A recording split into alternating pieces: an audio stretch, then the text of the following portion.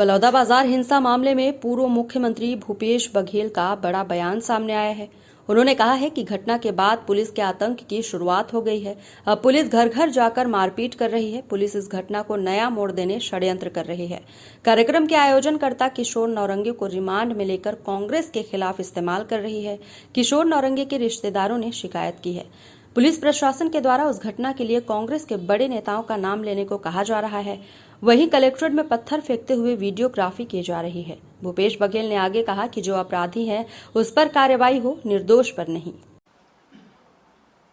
किशोर नौरंगे जो आयोजनकर्ता में से एक है, वो पुलिस रिमांड पे है। उसके पिताजी, उसके भाई और उसके जीजा जी के साथ कुछ सतनामी समाज के लोग मुझसे मिलने आए और उन्होंने मुझे एक आवेदन दिया है और उस आवेदन में कुछ गंभीर बातें कही गई है कि एक तो उसके साथ मारपीट की जा रही है, मानसिक प्रताड़ना दी जा रही है, उसको भोजन नहीं दिया जा रहा है और गाली गलौज कर रहे हैं। ये बातें तो है, लेकिन उससे जो गंभीर बात है उसमें ये है कि वो कह रहे हैं कि तुम कांग्रेस के बड़े नेताओं का नाम ले दो, तुमको छोड़ देंगे। ये सबसे गंभीर बात।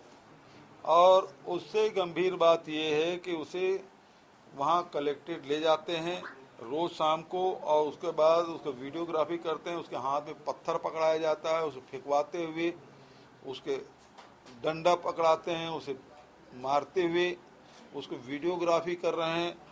तो ये उसके साथ जो बातें कही गई, जो आवेदन आया है, ये दो बात बहुत गंभीर है कि सरकार खुद षड्यंत्र कर रही है और तह तक नहीं जा रही है। अभी तक के जो समाज की जो डिमांड है कि जैद खान को किसने क्षति पहुंचाई, उस पर पुलिस जांच नहीं कर रही है, बल्कि अब इस घटना को दूसरे दिशा में ले जाने के लिए जो षड्यंत्र किया जा रहा है, कांग्रेसी नेताओं का नाम लो, इस प्रकार से सरकार में बैठे हुए लोगों के दबाव में पुलिस इस प्रकार से जो कृत्य कर रही है वो घोर निंदनीय है।